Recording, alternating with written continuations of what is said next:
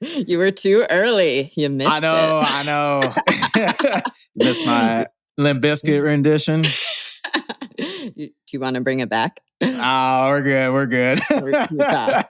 Alex, I just want you to know that UPS is 100%. They were supposed to deliver my new MacBook.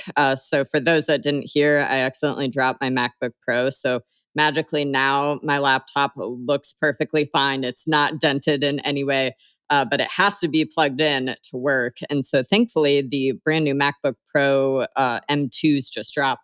So super stoked. So I ordered it. It was supposed to come yesterday, and the one window of opportunity that I was not home, of course, they always choose that one too. Slapped it on the door. Yeah. So same thing. It's I know that we're gonna get 5 minutes into this podcast, and they'll be like, "Hello, I'm here," and I'll be like, well, hopefully my phone won't go off in the middle of this one, the first one, or I lose internet connection, and amateur hour. We're just a bunch of rookies getting it done. We launched our first episodes came out, man. People loved it. Yeah.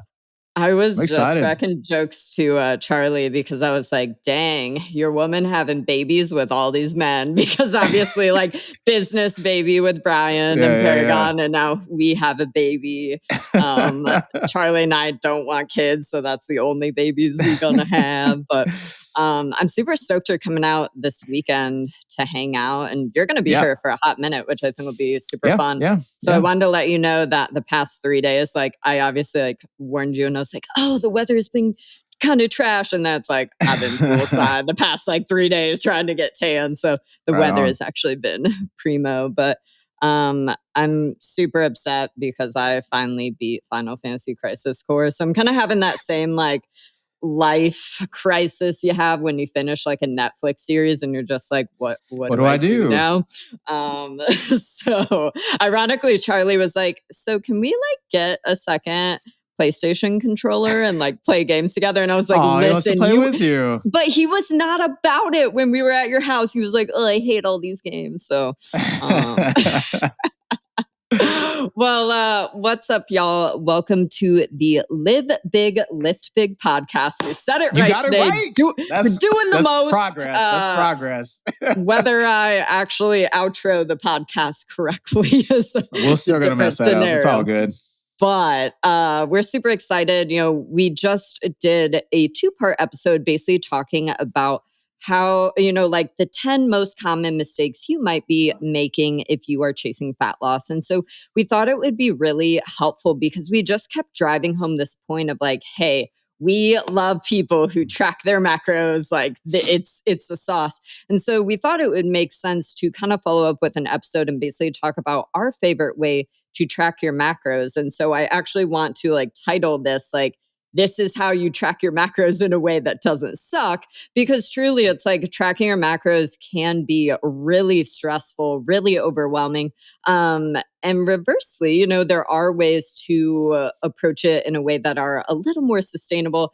Definitely just don't suck as much. And so I think if you've only ever had that exposure of, oh my gosh, I'm trying to track all the things all at once, versus I think today the way we're going to present it will be life-changing for a lot of people, because I know that it's been life-changing for me as well as Alex. So kind of want to dial it back. First thing, Alex, if you kind of want to get into just briefly summarizing again why we are such big advocates of tracking your macros, and with that maybe explaining also for somebody that's new, what does it mean to track your macros? Yeah, I mean, well, one, if we're tracking our food, I think the biggest thing is just building awareness about what we're doing, right? Because you can change what you are aware of. And that's a really big part of, I think, improving your nutrition for or working towards any goal. You got to know what you're doing in an honest way. And I mean, I don't know, for people listening, I think we all have experience where it's we're eating some food and we have no idea what we're doing. If I ask somebody what they did last week in terms of what they ate and they didn't really record it or write it down, they would have no idea. Or they would have an idea. They would think they would have an idea, but it'd be completely different than what you actually did. And this is a huge part of, with working towards a goal. Let's just say, for instance, fat loss, where, hey, we have to reduce the amount of energy that's coming in relative to your expenditure. And we need a precise way to do that. And if we don't do that in a very, systematic way, we're going to spin our wheels, right? So tracking your food and tracking your macros is a way for us to precisely manage how much quantity of food that you have coming in, so that we can change that in order to line it up with the ultimate goal that you're having, right? So, it's kind of like if you went in a car, if you're trying to drive somewhere, you wouldn't drive there without a map. Like, you wouldn't drive there just totally just winging it. Like, you need some kind of, hey, like this is the route I'm supposed to take. These are the stops. These are the points, right? So you need to make sure that you're following the plan, and tracking macros is a way to do that. Side note, back in, I'm trying to think how old you would have been respective to me, because I would have been in high school, you would have been in college. What was the website we used to have to go to if you were driving somewhere and you would have to like manually print out directions? Oh man, like what is that, MapQuest or whatever? Oh yeah. And the shit would be different, but then actually was what, like you download the MapQuest directions, and then something happened, like there was construction, and then you didn't know what to do. Then you were doomed. You're doomed. But I think that's such a good analogy, right? Because how often do we hear people striving for a goal, and we'll just kind of keep rolling with like the fat loss being the primary goal. But how often do we hear people where it's like, I have tried everything and I'm still not seeing success? And then obviously, any coach is like, well, have you tried tracking your macros? And that'll be like the one thing. And so it's like, you might have somebody where it's like, well, I've tried keto, I've tried carnivore, I've tried intermittent fasting, I've tried all these things. But again, the bigger picture is it's like, well, with those, we're almost kind of like pulling and praying, because it's like we're following this way of eating, and therefore we're removing certain foods from the equation and hoping that we end up being in a calorie deficit. But it's like, why would you want to do that? Like, why wouldn't you want a way of getting there where we know exactly how much we're eating, we can verify that we're in a deficit, and we're able to move that needle? So I think that, like talking about like driving and not having a map is such a perfect analogy for all of that. Yeah. And I mean, you can definitely see results doing some of those things. Like, people definitely do. But, again, I mean, another favorite analogy I like to do is like, if you're saving up to buy a house, or go on vacation or whatever, you can save money and not ever track your expenses or your income at all. But you may not also at the same time. Like it's kind of a gamble, right? So for me personally, I'd rather know some shit's not working and like be able to change it, rather than just trying stuff and then stuff don't work, and then you're just sitting there spinning your wheels and getting frustrated. So. Well, and I think for sure, I would say the major benefit of tracking your macros is exactly like you said, you're just able to get from A to B a little bit faster. And that is definitely like that goes both ways. And so if you're somebody that you do value tons of freedom, and you don't want to, weigh and measure your food, and you don't want to worry about all this stuff, it's like, exactly like you said, it's like you're still going to get from A to B. It just might take you longer to get there. And for some people, that's totally more valid. Like I would say, especially for our parents or just, busy people, if life's busy, you only have so many things to give a fuck about. And so with that, if you're not willing to do that work, that's totally okay. We just have to understand that, again, it's like, well, you want the fast road or you want the little bit slower road, and neither is right or wrong. It's just whatever fits your life and fits you best. I also have a question. Why do you think so many people, I hear this a lot, like people say that they track their food, or they try to track their food, but there's like resistance there. Like, why do you think so many people have that resistance? I think it's like anything, right? I think like the analogy of brushing your teeth almost. It's like if you've been putting in the reps, when you start tracking your macros, don't get me wrong, like the barrier to entry is very high. There's a lot of learning curves. Even when you also got to weigh your food out, right? Yeah, it's like you have to weigh and measure your food. If you're somebody that you dine out a lot, you travel a lot, there's just so many barriers of entry to getting started, because same thing, it's like, it doesn't even matter what app you download. all of them are going to give you these like pre-templated trash goals of, based off of like your height and 1,200 weight and age. calories. Yeah, for sure. Especially like, I think most of them also are like, oh, what's your goal? Oh, fat loss. Cool. Here's zero food.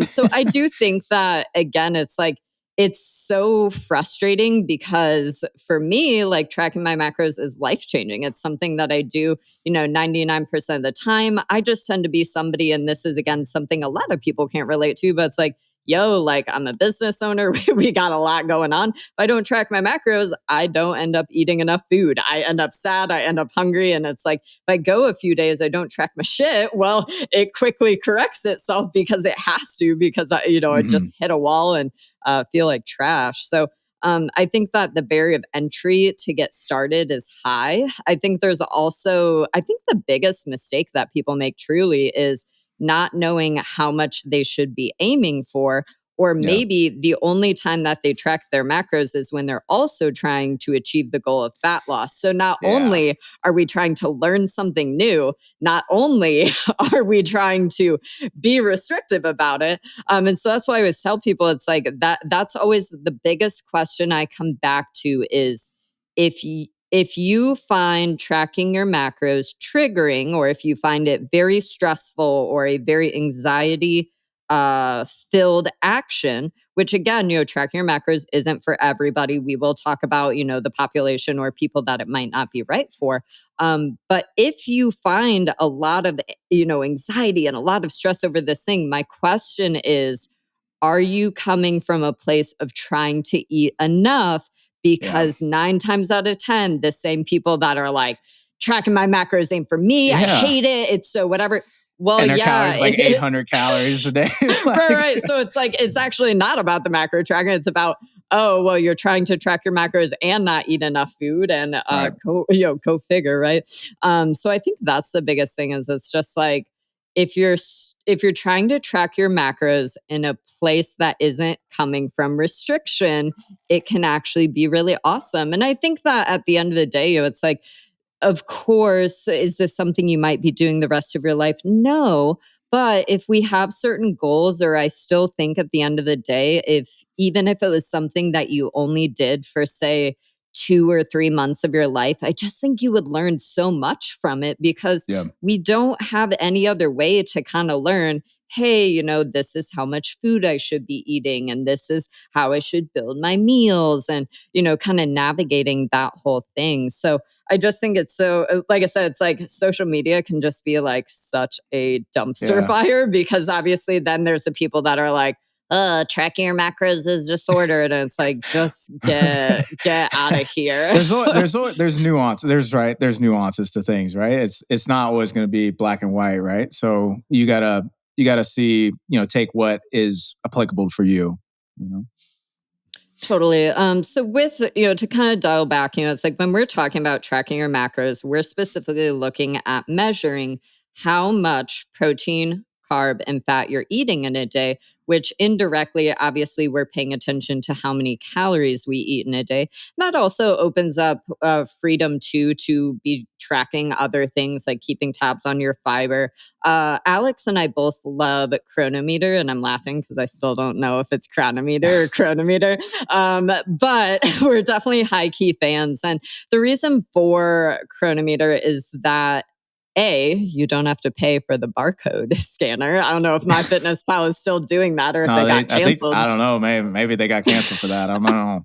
But I will say, it's like, I just feel like be hard these days. Inflation, man. Got to raise the price on that barcode scanner. Side note, I have seen so many funny memes about eggs, specifically with, I don't know what I scrolled past last night, but it was like the Narcos theme song. And then it was like a husband and wife in the kitchen. And obviously they're like all, like dressed up and whatever. But like, I don't even think it had, like voiceover, nothing. It literally just said a caption that says like, when you decide to capitalize like on the egg shortage or something. It's like, yo, I'm funny at times, but like I'm not funny like that. Like y'all are doing the Lord's work, and we appreciate it, right? But yeah, it's like with Chronometer, especially if you happen to be a nutrition coach, and this is actually something that Alex can probably talk on more. Chronometer has a lot of really cool features if you happen to be a nutrition coach that's working with other people, because I believe you can actually make it so your clients can't see Yeah, you their could like turn off totals. all the nutrition information. So if you just want them to like track their food, and I like to use it for people who get really caught up in the numbers, right? But it's still helpful to have awareness and track food. Totally. And I will say, one of the biggest questions we always get about like food tracking apps is it's like, do I need to pay for this special? Like I think Yeah, Chronometers is called like gold. The biggest thing you're going to deal with is, do you mind that sometimes ads are going to be playing when you're trying to like, yeah, enter your stuff? But I would say my favorite thing about Chronometer is that you can just set no goals. So like you can track your food, you can log everything that you're eating. But again, it's like there's some times where people get really caught up on like, oh, I'm aiming for 130 grams of protein and trying to get as close as possible and stuff. And it's like, we also don't need to do that. But for today's purposes of the podcast, we actually specifically want to talk about kind of a newer approach to tracking your macros that doesn't encompass basically worrying about the goals of tracking protein and carbs and fats, but rather just actually focusing on two goals. So, Alex, with flexible tracking, what are we looking at?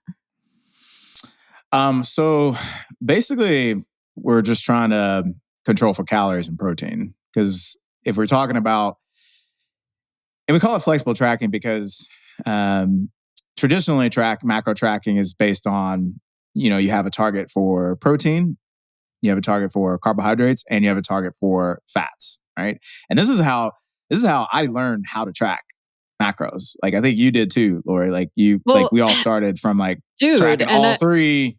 And like, you got to be within 5 grams on the carbs and protein, and then 2 grams. Who made these rules? First of all, I don't know, man. I don't know who made the rules. I have 2 questions. Who made these rules about like, oh, we have to be in these tiny ass parameters? But also like who? Because I think the thing is, it's like you also don't know what you don't know, and so back in the day, we just didn't have as much research. Like I feel like the industry was still swinging so hard between like, is it best to eat low carb? Is it best to eat low fat? And so it was like there was just such this divide, but like research hadn't quite gotten there. But then like fast forward for our listeners, if you're not following, highly recommend. Alan Aragon's a good friend of mine. He released the book actually called Flexible Dieting, but he is incredible. And so with his book, it's like, I wish that the book he had published this past year had been available, 5, 10, 15 years ago, because he comes in with, hey, here's what science says. And, here's what we know to be true at this exact moment in time. So, kind of here's a good, groundwork for general guidelines and stuff like that. Yeah. And so with that, he deep dives in that book talking about like, hey, having specific goals for exactly how many carbs to eat in a day or exactly how much fat to eat in a day. Actually, it's like it just depends. And so what it really comes down to is, well, what are your personal preferences? Because for a lot of people, and again, this goes both ways, for so many people, it's like, I love eating high fat. I love, eating tons of nut butter and bacon and kind of more like paleo, if you will.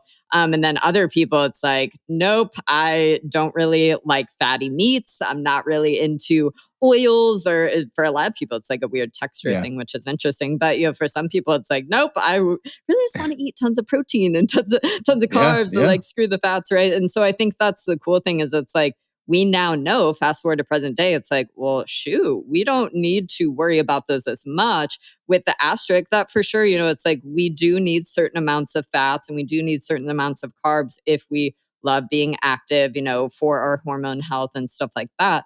But there's just, it's like, I remember like people wanting to do consults for nutrition back in the day where it'd be like, just tell me, the perfect macro split. And it's like, it doesn't exist for every single person. It doesn't even exist for the same within the same person, because it depends, it changes. And that's the thing, the essence really of like, I think flexible tracking, because again, we can have variation between, like, and for me, even from day to day, like, maybe I want to crush some carbs or more carbs because my body is like, man, I need carbs. I did like 10 rounds of jujitsu and I'm like, I need the carbs. But maybe the next day I'm like, you know what? Don't want that. I really want more fat. So like when we were tracking previously, within like rigid, and the whole purpose of doing that, right, was just to be precise because we wanted to have consistency. And that's really the essence of like tracking your food. Like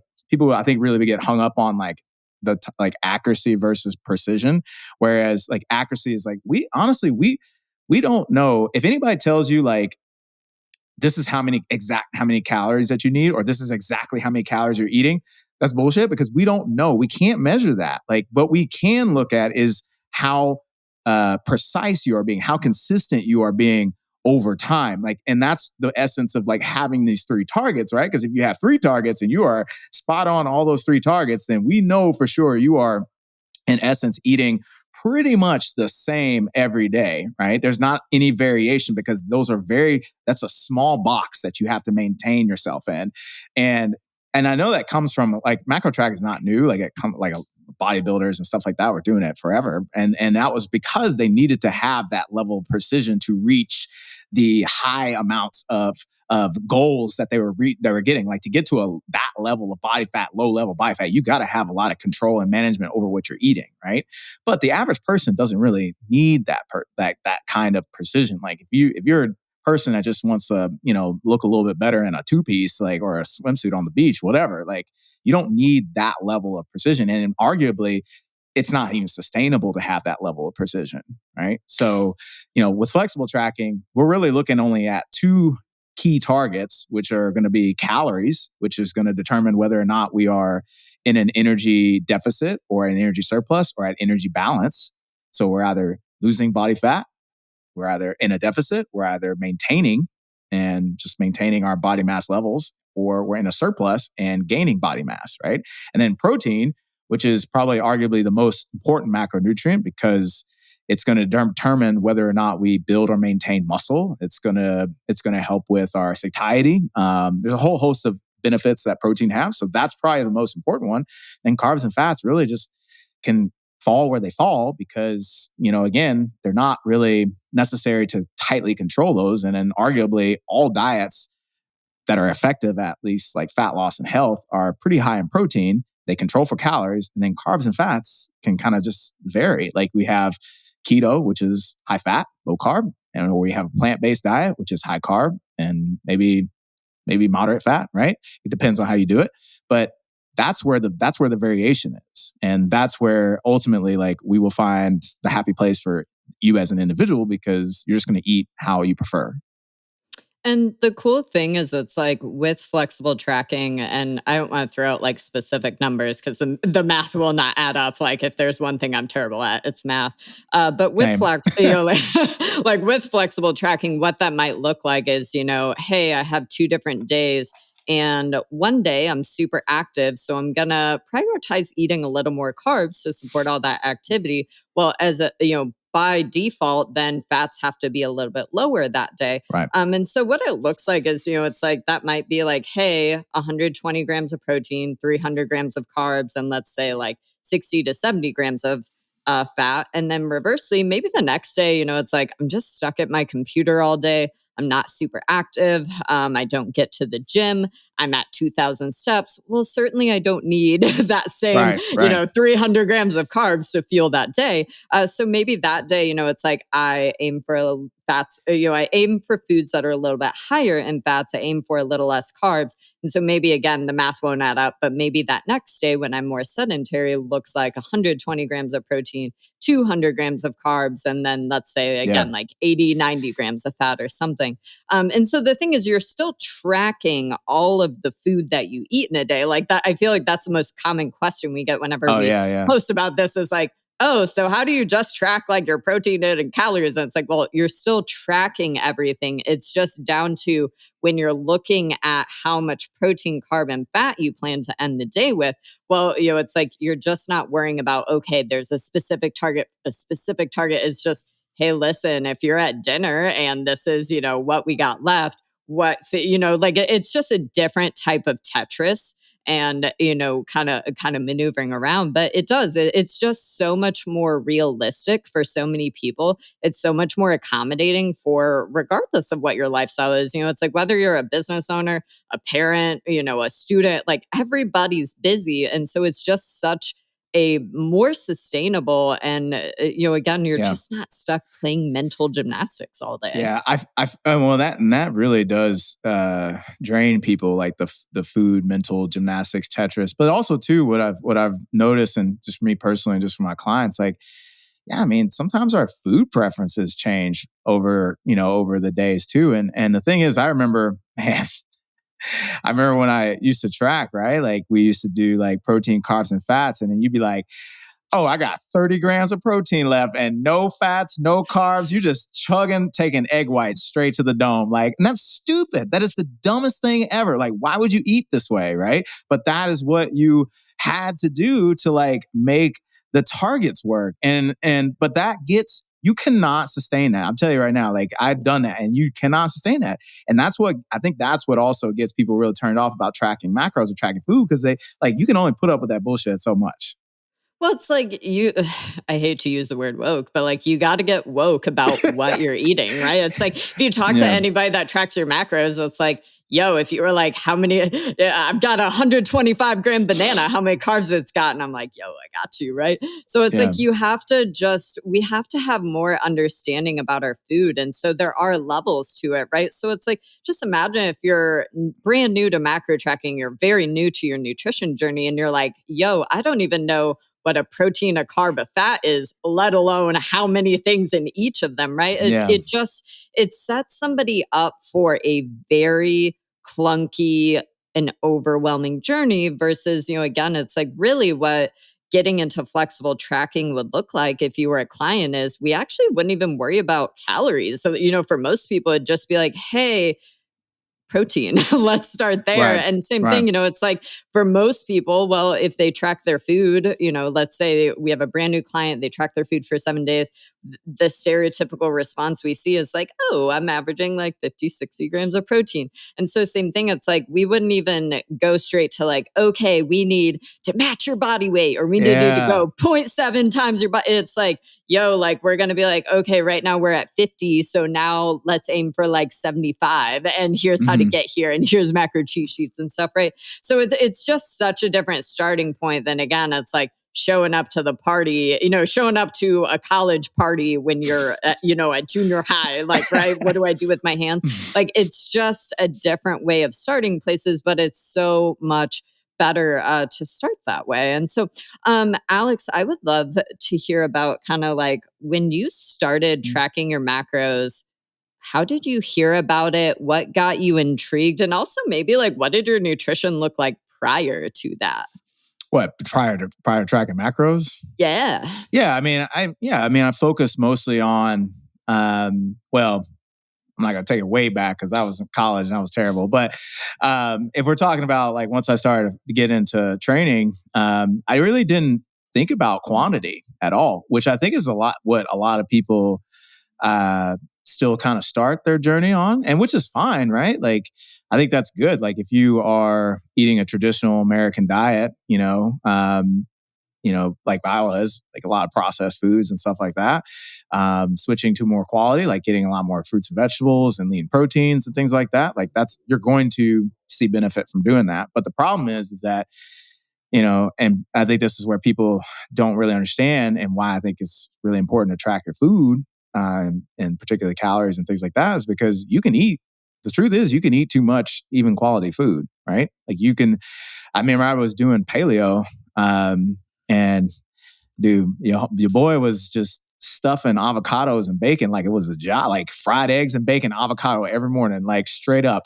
And I remember I was like trying to diet and cut for like weightlifting, and I'm like, I fucking can't lose weight. And my coach was like, all right, just eat nothing but like meat and greens. And I did lose weight doing that because, you cut your calories, because I cut all this stuff out of my diet. But that's the thing, like you can you have to pay attention to quantity. Like you can eat quality, but you got to pay attention to quantity. And then I started to get into the macro Side tracking. note, real quick, Alex. Oh yeah. Were you aboard the bulletproof coffee train? Was that? Up for a little bit for a time. I mean, it tastes good. I mean, hey, putting butter in your coffee and we blended it up. It tastes like a lot, just the best latte ever, man. But bro, do you know how many times I would go to make bulletproof coffee? Because like I went deep in the weeds of like I had like the bulletproof coffee beans from which ironically we know like now like Dave Asprey is like not the greatest human. But it's like I had the beans, the number of times that I would go to like blend up my MCT oil, coffee, you know, all this stuff, and I would forget to close the clasp on the blender because you obviously have to clean the blender every time. So I can't tell you how many times it'd be 6 a.m. It'd just be like shooting everywhere. And it'd be like, well, today is going to be a bad day. Yeah. And then of course, like you're trying to lose weight, you put a stick of butter in your coffee. I mean, good. I mean, maybe it works for you. Probably doesn't. Didn't work for me. But anyways, so I got into macro tracking and used it to cut some weight for, you know, weightlifting competitions. But kind of segue, like kind of the point of this conversation, you know, it got really obsessive for me, you know, having to be that strict and rigid. And this was at the time, like this was like 2015. So if it fits your macros was a style. So like basically, you know, hey, you can eat Pop-Tarts as long as that shit fits, right? So I would definitely try to fit in as much of the bad foods as possible within that. And, you know, I think also too, kind of thinking all this way is like, having this rigid structure and then also trying to like, just do these crazy things. It kind of messed up my relationship with food. And so, yeah, I mean, that's kind of really how I got to that point. But then eventually, I'm still tracking my food. And then I just realized, like, you know, it doesn't have to be this way. We don't have to sit there and like be super rigid about things. It's not that big of a deal, you know, and kind of just, I mean, I don't know if honestly flexible tracking is something new or anything like that, but it just kind of made sense to me. It was just like, why would I worry about like all this other stuff? Let me just track calories because I know that is what actually going to determine whether or not I'm going to lose or gain weight. And then let me just make sure my protein is on point and let everything else kind of just do what it does. And yeah, I mean, it's been a much easier way to manage things. And I have, you know, I can enjoy the things I want to enjoy and I can also eat the things I know that make me feel good.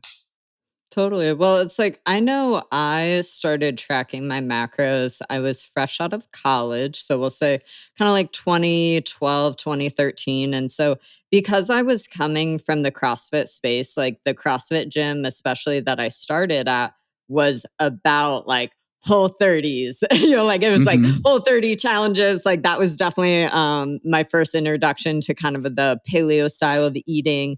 I never got into like the zone stuff. So I know that like CrossFit really wanted that. That's just complicated macro tracking. Yeah. And I was like, making another step.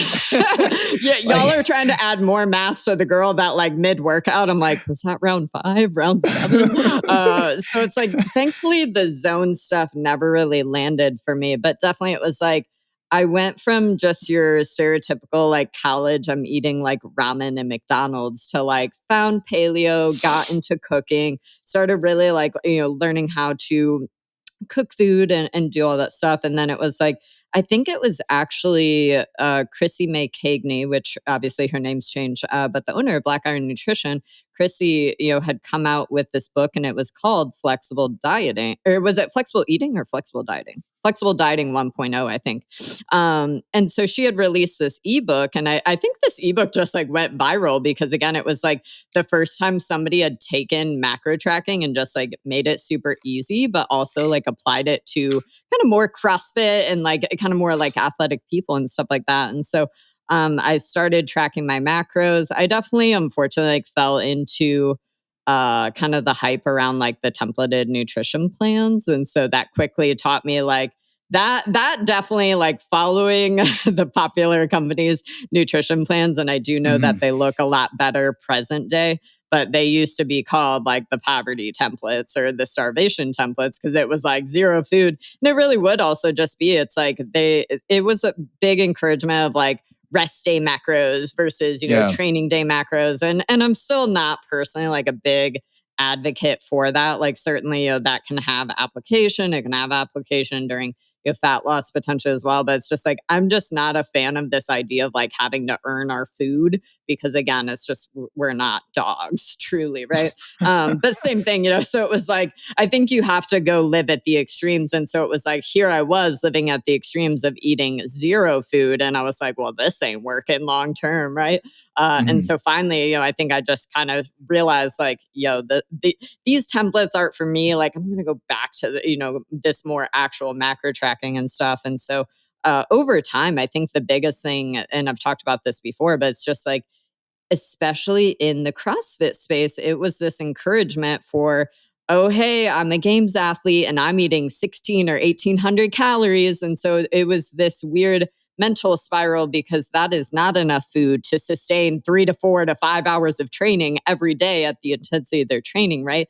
But for so many people, especially myself, I'm like, well, I'm not training at that level. So if they're only eating 1800 calories, I don't need that much I don't need that many calories, right? So I think again, so much of my journey and my struggle also was kind of predicated on the industry just hadn't caught up to talking about like, hey, actually, most active women, if you're strength training 3, 4, 5 times a week, probably 1200 to 1600 calories ain't going to be enough. And hey, maybe 16 to 1800 calories might also not be enough. It's like the industry just wasn't there yet.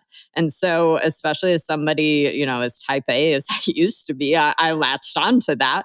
And it wasn't until, again, at some point, I just realized like, I'm not eating enough food and this is not working. So I just like dialed up my stuff. Right. So it's cool to see kind of like where things started in 2012, 2013 versus now, it's like truly, I would say if you really took like a macro view, it's like, I probably track my macros.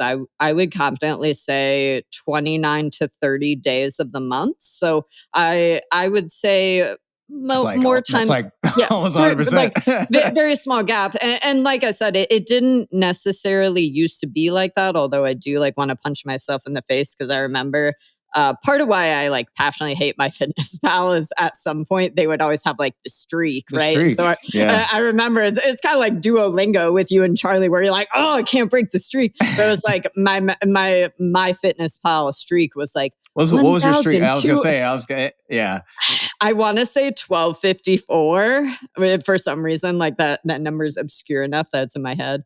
But it was actually my friend Rachel, who I met at one of the NCI certifications. She was the one that was like, hey, you should try out Chronometer. Like it's the tits. And then sure enough, like got in bed and never left. Right.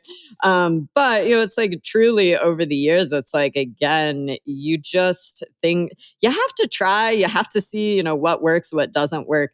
But I remember same thing. It was like the reason why I have so many macro cheat sheets is because I needed them. So I was the one that's like used to spend hours in the grocery store and I'd be picking up like every single thing, like jotting down, how much protein or how much fat or how much carbs. And still, I do think those resources are super helpful. I love different ways of kind of putting that information out there.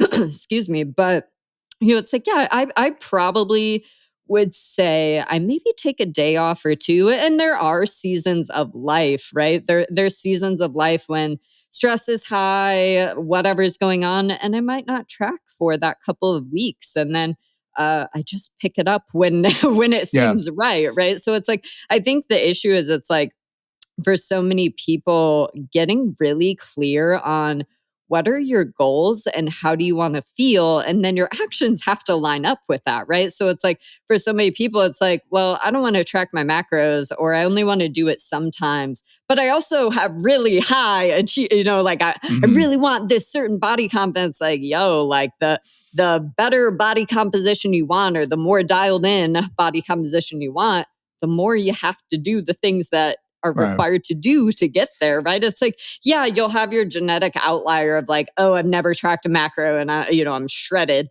That's the 1%. That's the genetics. Very rare. Yeah. You may be married, the listeners may be married to someone like that, but I've heard that so many times. Like, my husband, he doesn't do shit. And then he's just like shredded all the time. And I'm like, that's genetics, man. That's his luck of the draw.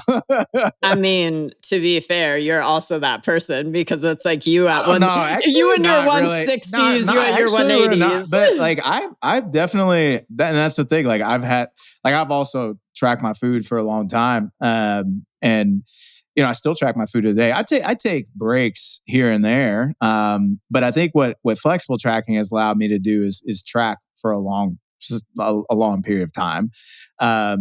Like if I'm not having to sit there and like have a lot of rigidity towards my diet, then punching something in and just keeping track of it. And that's just, at this point, it's a habit, and it's not something that like takes a lot out of mental energy. And I think flexible tracking has definitely helped get to that point. Because I can tell you right now, I wouldn't be able to sit there and be like, track for 3 targets and all that kind of stuff and different macros for each day and all that kind of crap. Like I wouldn't be able to do that long term. Totally. Well, and it's like at the end of the day, it's like, because my eating habits are like so refined at this point, and it's like, well, if I'm having a meal, there's a big serving of protein, there's carbs, there's fats. It's like it could be 6 p.m. at night, and I'm like, yo, give me 30 seconds in the app, and I can like plan out the rest of my day, right? But it's like it didn't start that way, and so I think that's like, if we could communicate one thing again, it's just like, if you envision all this like you're building a house from the ground up, it's like you got to just keep laying the bricks down. You got to keep stacking. And, over time it becomes something where it is just like brushing your teeth versus, something that you just absolutely, it's like, I think your mental space, and I think your opinion or your feelings towards tracking your macros also absolutely correlates with your success with doing it. So think about it, right? It's like, if you're somebody that you're like, I hate this fucking thing. Well, of course, like it's not going to be something you look forward to. It's not going to be something you enjoy. And therefore, it's probably not going to be something you do in the long term. But again, if it's something like, oh, well, I understand that if I consistently track my macros, I don't see massive shifts in weight, right? Like for how many people it would be like, dang, like I've just gained 5 or 10 pounds the past few months. And like, yeah, I've like lived life and enjoyed myself, but I didn't expect that outcome. It's like, there's just so many things. Like the more consistent we are, the less shifts like that we see in terms of like negative outcomes or anything like that. So, just something to kind of think about. But why don't we kind of backtrack a little bit, Alex? And I think it's helpful. It's like we talked about like, hey, we really love macro tracking. Here's all these benefits and this and that. Who would you say that tracking your macros might not be a good fit for? I mean, just the obvious, right? Like if someone is coming from a history of, having disordered eating patterns and things like that, I would not necessarily suggest that person to track their food in that way where they're just like kind of, fixating on the quantity or the amounts of things like that, like that kind of situation. I think again, it just depends on the person's goals. If you're just really wanting to improve like the quality of your food, right? I don't think you need to necessarily start off with looking at the quantity. Like I think most people start kind of with that, if you're eating a very standard American diet or just, very poor, nutritionally poor diet, you can still make a lot of progress without even just like tracking the quantity of things and just changing actually what you eat. Right. And I think once you there is a point where you will exhaust that though. And I think that's where and I hear this a lot. It's like, man, I'm eating clean and I'm eating good, but I'm not seeing any more progress. I think that's where you got to think about like, hey, I need to start paying attention to like the quantity of what I'm eating as opposed to just the quality. And I think it's important too, because it's like, again, I came from the background of disordered eating and eating restriction. And for me, tracking my macros was actually life changing. I've And actually heard certainly, yeah, it's hard because it totally goes both ways. both And so ways. Yeah. I think your introduction to that is very important, where it's just like, hey, this may not be a good fit, but also, it's like, I think at the end of the day, for so many things, it's like, we just got to try it out and see, what fits, what doesn't. Cause it's like, again, if I talked about my parents, well, like my mom is 68, my dad's 74, like they can barely use their iPhone, let alone get into an app. Right. So that was actually something I was going to throw on the list, is it's like, obviously, if we're not super savvy, or savvy, excuse me, with with technology and stuff, it's like, well, yeah, like tracking your macros that way also might be hard. So, if you are somebody that's like, maybe we're 50, 60, 70 and beyond, it's like, also this Hey, might my not be mom a good tracks fit. though. I didn't think Yeah. she would ever get into it, like literally. But she drug her feet for a long time. And I kept being like, Mom, why don't you track your food? And of course, she's not going to listen to me because I'm her son. But she hired some people and she finally started doing it. And she tracks her food now. She tracks food like pretty much almost every day. So Your mom's the goat, though. we For got to get people her on that the don't, show. People yes. also want to hear from her. So Dude, well, for yeah. people that don't know, so Alex's mom actually follows our Paragon workouts. So it is so bomb. Like last Christmas, I actually went to Memphis with Alex. And so it's like we all went to Lifetime together, and like his mom was literally out benching me. And I was just like, damn, like get it. Cause she's what, like 60, She's 63, 60. Yeah. 64? She's 60. Yeah. Damn, I don't know my mom's. She was born in 59. So yeah, Okay, she's okay. 64. She's 64. Yeah. Yeah, Yeah. but it's So, like, yeah. so with all of this, just know, I think that was actually a really great question I had on Instagram the other day, was like somebody had asked, like, is there a certain age at which it's just not, like we shouldn't be doing these things? And it's like, if you've never seen the Instagram account, I believe the handle is Train with Joan, but basically she's in her 70s. And so she shows over the course of like the past 6 or 7 years, she went from super overweight, obese to like she's jacked, and it's so awesome. Like she's apparently like put out a book, put out training programs, and it really is just so cool, because again, it's like this testament of like there isn't a Yeah. limit. It's like you can look bomb and you can get strong and you can build a bomb physique and all of this stuff. Like age doesn't discriminate in that way, kind of like how a Yeah. lot of people say. So yeah, I'd be so stoked to have her on, because she's just such a baddie. Yeah. Should we spend the last little bit talking about how to actually, flexibly track? Yeah. Yeah. How to do the thing. Yeah. So I think with talking about like tracking your macros, again, it's like I would recommend starting that from a place of eating at maintenance. I wouldn't recommend your first go around with tracking your macros also being tag teamed with dieting. And the reason for that, right, is it's like you got to master the skills on how to do the things. So we can't turn around and be like, I'm going to learn this new thing and I'm going to try to eat less and I'm going to be sad and hungry and I'm playing Tetris. It's like, let it be easy is how nutrition always should be. So start with, tracking your macros while at maintenance calories. And so basically maintenance just means, how many calories you need to eat in a day to sustain exactly what you're doing. So how many calories you need to support your lifestyle, your activity, your time at the gym without seeing any changes in your body weight, how much fat, how much muscle tissue, stuff like that. So Alex, what are your favorite ways? Like if you were bringing on a new client, if you were going to guide somebody, like what would be your go-to methods for estimating? And again, I use the word estimating with a giant underline because you got to test and see what's true for you.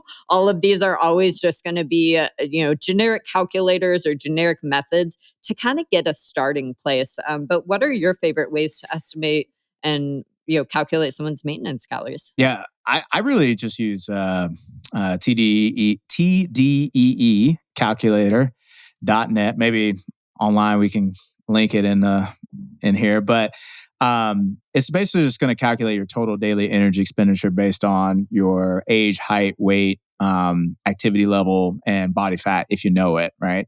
And again, like Laurie said, like this is an estimate. It's not so many people I think really get confused about when they use a calculator because they think like, well, this is telling me that my calorie that I need to eat 2,500 calories a day. And a lot of people are like, that's so much food and that's way more than I think I should be eating. Well, it may be. It's just a starting point. So really, you got to kind of take that number and it's like target practice. You got to try to shoot for it. And then if you're off the mark, like if you're not seeing progress towards your goals, or let's just say you're trying to stay at maintenance and this calculator tells you to eat at 2,500 calories and you gain like 2 pounds a week and you're gaining for like 3 weeks straight, that is not your maintenance. That is a surplus, fact, like hands down. So the number is not correct. That's where you have to make adjustments, but you have to start somewhere. And these calculators kind of give you they're based off evidence and data and research. So they're giving you an estimate, but it's not necessarily exactly what's right for you. And the suggestion I would give too is it's like people get really, really caught up on like, oh, well, this is how many days I train. So like what activity, multiplier should I use? And it's like, yo, just like be honest with yourself. How active are you really inside and outside the gym? Most people overestimate how active they actually are. Correct. Yeah. It's like it goes both ways because it's like maybe I don't want to tell you to like underestimate, but it's like be realistic, but then also understand that number might be too low and you still want to supersede that. It's like when you're tracking your macros over time, you actually do want to try and push past that and see what happens. Because it's like, maybe that calculator says, your maintenance calories is 2,100. Well, over time, you keep testing and you realize, oh, actually, it's more 2,400. It's like, again, these calculators can't take into account your genetics, your eating history. Are you coming from a background of I dieted for years and years and years? Again, it's like your maintenance calories also change around all the time. So I think a perfect example is, let's say you quit your job, you start working somewhere else and you go from being on your feet all the time and getting, 15,000 steps per day to, oh, I have this new job. I sit at my desk all day. Now I only get 5,000 steps. Well, your maintenance calories are going to ebb and flow over time as well. So just know it's like, again, back to that whole, like, there's no perfect number. If you're still following the same macros that you were 6 months ago or 12 months ago, that just must mean there's not a lot changing in your life. Because again, it's like, if you go through surgery, you're probably going to be eating less for a little. And once you get back to the gym, your maintenance goes up. So just know, it's like there's so many things there. But if I could give one advice, it's like nothing in nutrition should ever be approached fast. And so it's like your body loves consistency. Your body doesn't like when we shake up the snow globe. And so if let's say you track your macros for a week straight just to gather data on what you're doing. And you're like, okay, cool. Most days I'm averaging like 1,700 calories. Well, you go to this little TDE calculator and it says, hey, your maintenance calories based off of the information you gave us is 2,400. You're not just going to go to 2,400. You're going to go, okay, well, I'm at 1,700 and this is what I'm averaging. Let's go to 1,800. And then we wait. And maybe 2 to 3 weeks goes by. We go up again and we're like, okay, 1,800 calories. This is actually, again, kind of back to the idea of reverse dieting. We're slowly dialing up our calories over time. Because if you go from 1,700 to 2,400 in like a week or even a couple days, you're probably going to gain weight. You might just even overshoot. Like your maintenance actually might be somewhere like 2,000 and you just overshot. Because again, the calculator does not take into account everything about your body. Another one that you can check out would be the Precision Nutrition Calculator. You do. This blows my mind. I think they put it. Now you got to put your email in there. Yeah, you gotta. I will say though, They got Precision bought out, Nutrition. so I think they're trying to hook those emails. Yep. It used to just be you could enter stuff and then like get the calculations. Now you have to drop your email to get the same exact calculations. But the disclaimer I give with Precision Nutrition is that you want to make sure there's an option where it'll say like, what is your goal? So make sure you select improve health. But then when you're going through that, just keep in mind that Precision Nutrition tends to be a little more accurate for your people that are super active, where they have a lot of muscle. Like if you compare side by side TDEE versus Precision Nutrition, it's like TDEE will definitely give you slightly lower numbers than Precision Nutrition going to give you. They're going to try to feed you the food, which isn't. Yeah. I think that's why too. Just like no. Yeah, like you can operate with a range too. Like if it says, hey, like this is saying 2000, this is saying 23. Maybe just operate within that range and kind of see where you land. Totally. And so it's like, just understand again, it's like, that's kind of like your North Star. But if you're still down here, again, it's like we're kind of slowly pedaling up every 3 or 4 weeks, add something like 100 calories, see where that puts you. But again, it's like, if exactly like Alex said, maybe you get to 2000 calories and you're like, cool, well, the scale's going up, clothes are starting to fit a little differently. It's like, well, yeah, it's that might be true for you, because again, we just have to think about somebody that is, 60 years old and mostly sitting at a desk all day versus somebody that's in their 20s going to CrossFit or strength training, doing all these things. You're just going to have so many variables here. And again, these calculators just can't account for that. Same thing, like, please, for the love of God, ignore the calories burned on your freaking Apple Watch. Like again, if anybody had figured this out, I promise this company would be rich and everybody would know about it, right? So please also, disregard calories burned on any sort of wearable device, whether it's your Fitbit, your Apple Watch, stuff like that. So we talked briefly, so those are kind of the two ways. The other way is obviously not something I hear other people doing this a lot, and I'm like, I don't have space for that. But it's like, yeah, you could just, track your macros and then see, okay, if I stay at this number, what happens, et cetera, et cetera. But again, I think it's just much more helpful to kind of have a North Star to shoot and have for. A shooting point. Yeah. So with that, when we talk about flexible tracking, let's say you figure out that your maintenance calories, let's say it's 2,200 calories. Next up would just purely be, okay, that's where I know I need to maintain. And then also, aiming for a specific protein goal. So Alex, how much protein should people probably be eating? So I typically try to recommend anywhere from, and you'll see different things. I think now people are saying even like 0.7.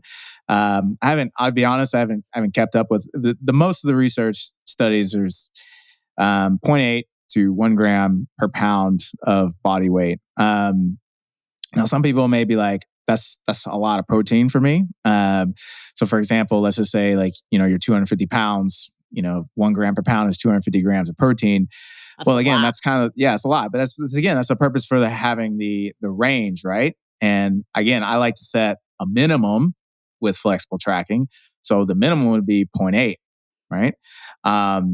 I don't know. I'm bad at math too. So I was like, let's just make it easier. 200. No, so that would be like, it's fine. We're already here. So 250, so 250 times 0.8 is 200 grams. 200 grams. Yeah, 200 grams. That would be like the minimum protein target that I would be shooting for. So every day, if I said, okay, my calories are, 3,000 calories and a minimum of 200 grams of protein, I would try to hit at least 200 grams of protein per day and then try to stay within the calorie range that I'm staying at.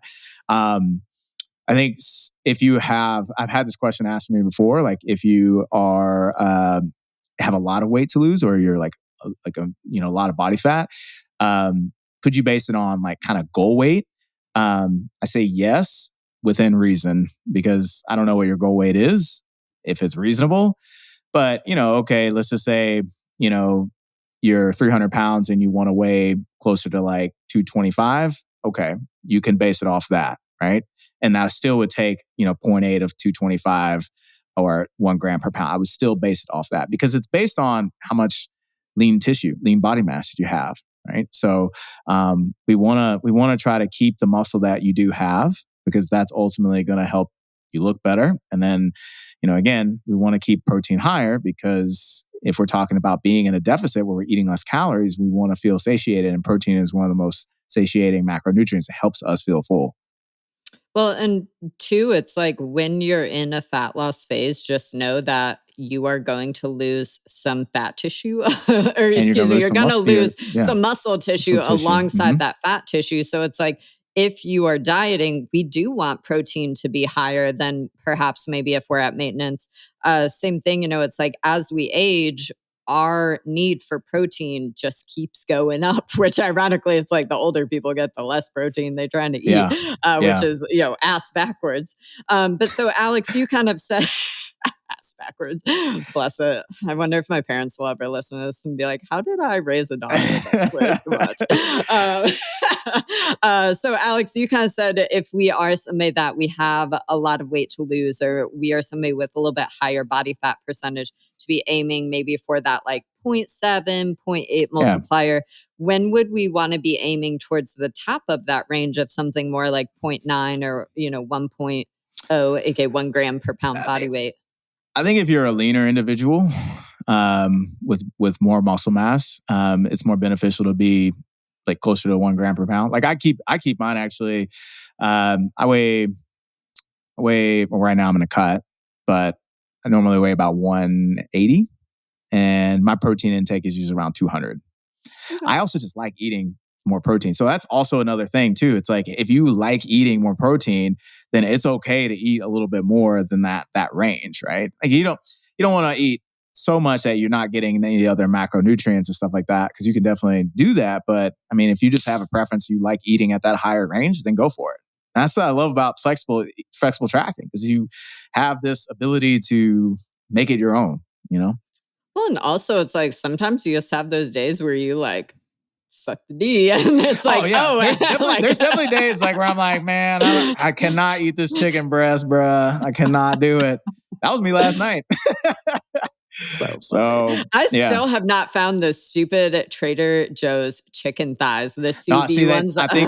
I think that was a limited time because they're not in Texas, or the chicken shortage has messed everything up. So now we're not having it, because those things were the greatest thing of all time. If you lived in an era of Trader Joe's and you did not get the sous vide chicken thighs, I'm sorry for you. Dude, I'm like California Trader Joe's. Like I'm giving it a thumbs down.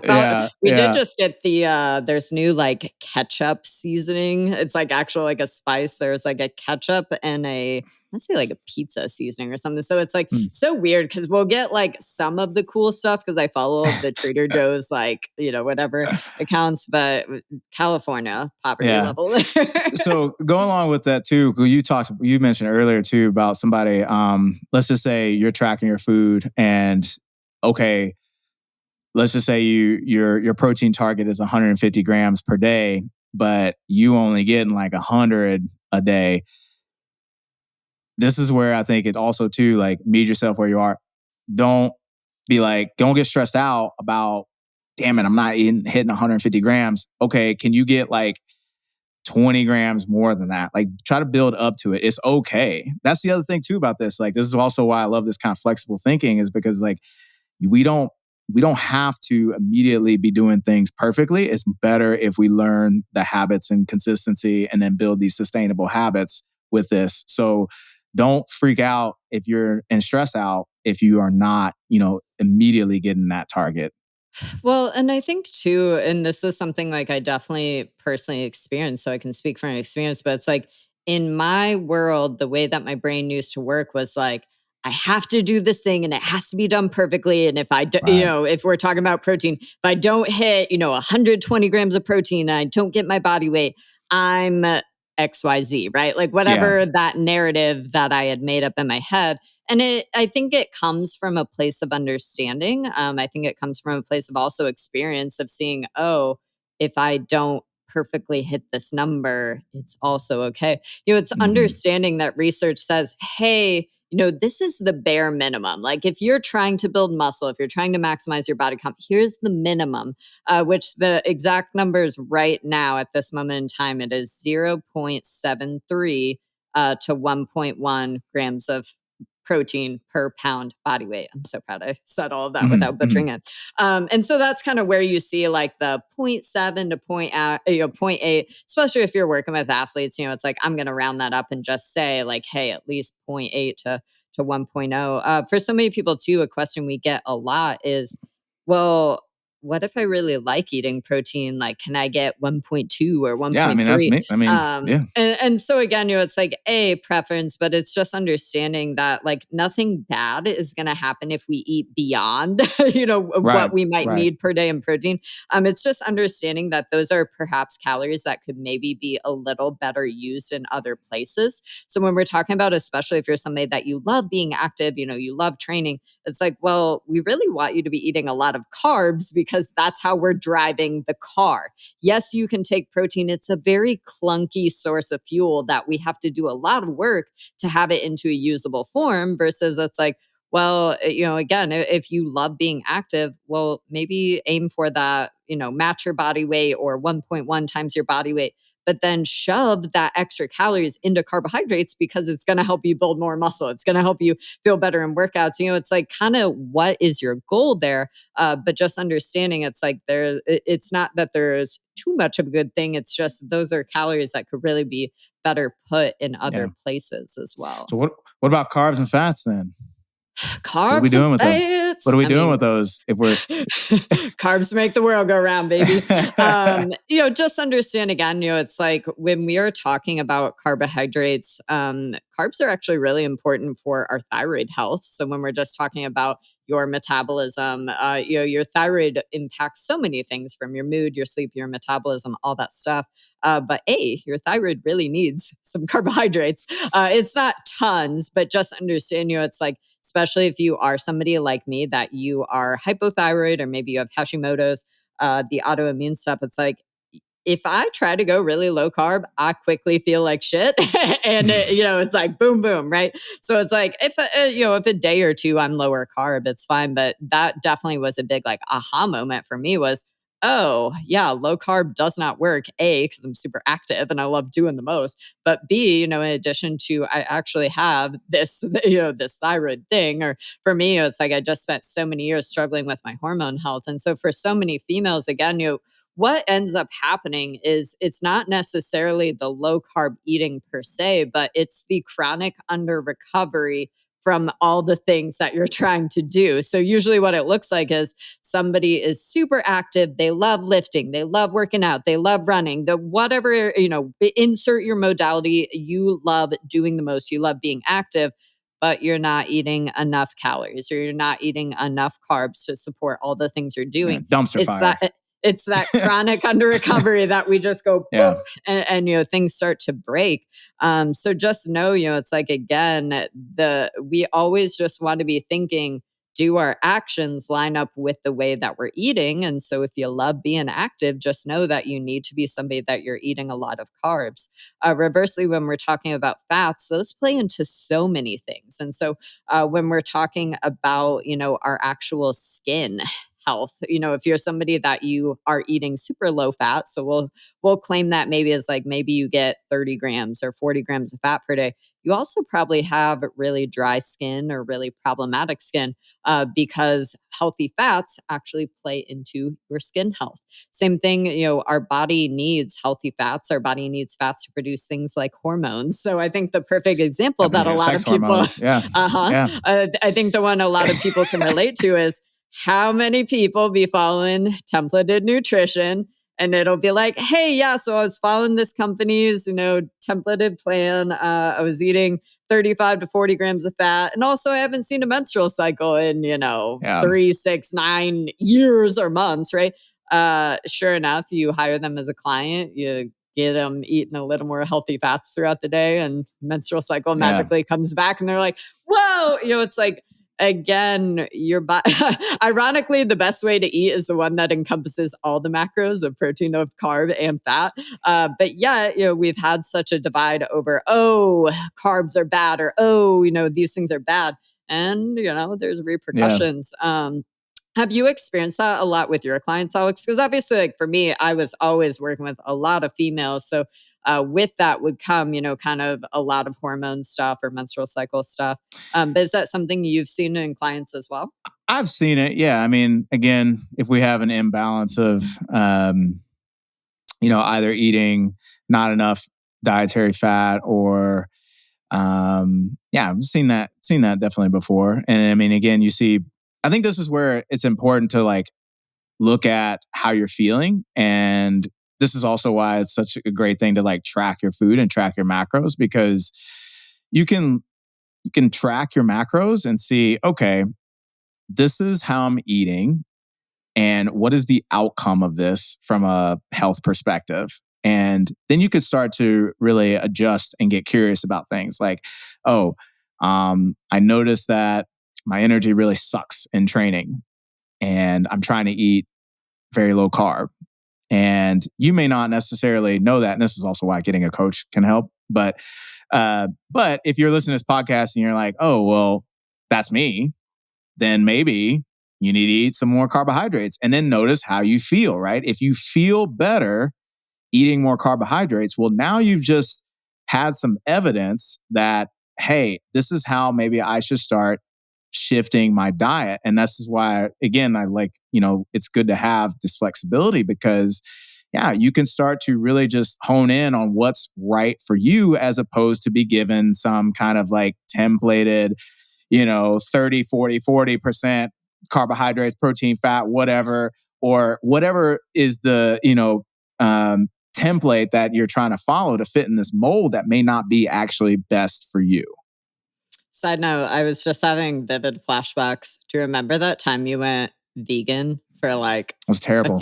I mean, no hate on Hey, look, I don't want the vegan people to come for me, but that didn't work for me. It didn't work really well. And then looking back at it, was like super high in fiber and carbohydrates and things like that. And like, honestly, like as for someone who loves jujitsu and high intensity sports, to be honest, I don't do great on super high carb diets. Like I do well on moderate amounts of carbs that I found. Like, but my carbs, I remember I got up to like 500 grams of carbs per day. And I literally felt like Veruca, whatever, from Charlie and the Chocolate Factory, just blowing up, like whole belly, like war inside of it. Right. So again, that's where I learn what works best for me.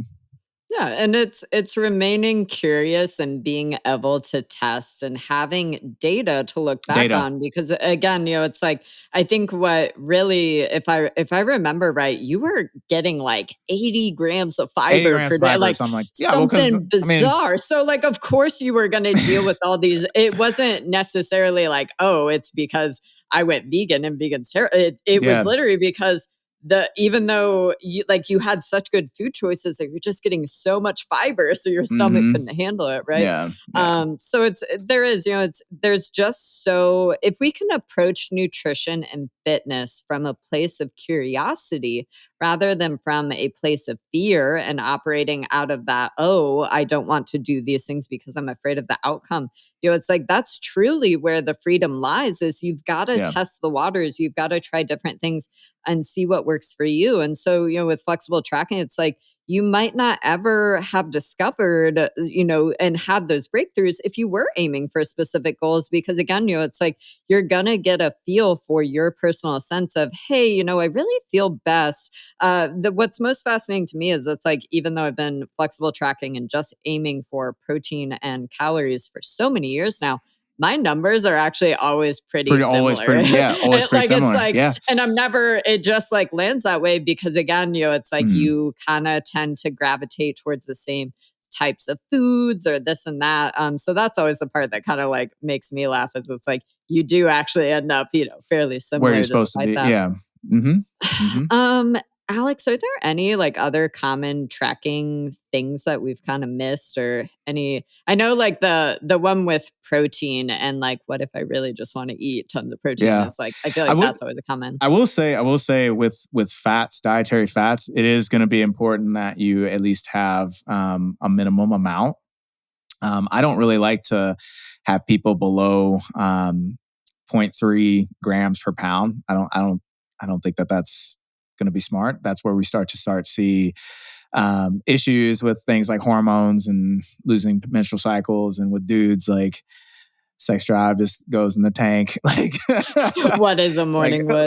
No, like just literally. I've been there. I mean, I've been there. Like I've been there, and it's like shit goes away, and it's like, well, you start eating a little bit more dietary fat, and you know, strong like bull. But but